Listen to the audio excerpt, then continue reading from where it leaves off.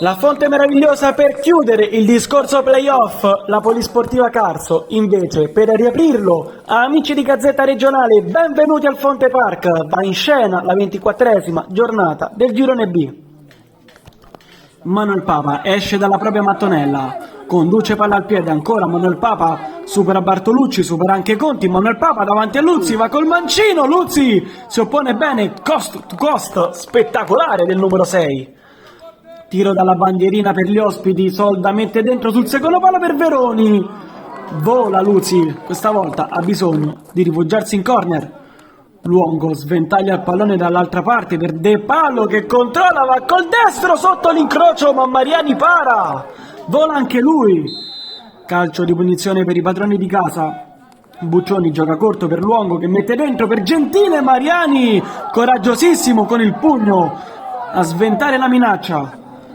Corner per la Fonte Meravigliosa, Losi mette dentro ancora, Mariani smanaccia fuori, pallone viene raccolto da Bartolucci, è pressato Bartolucci, in qualche modo riesce a girarsi, serve Losi a una seconda occasione per mettere dentro bene il pallone, lo fa per Mannarino che col piattone spedisce il pallone in porta, 1-0 al 31esimo, la Fonte Meravigliosa è avanti. Terzo minuto sul cronometro della ripresa. Conti lancia in avanti, Michetti buca, Fioravanzo appena entrato, spalla altissimo, occasionissima per il numero 17, De Palo recupera un buon pallone a centrocampo, serve Buccioni che va col destro, tiro di un soffio fuori.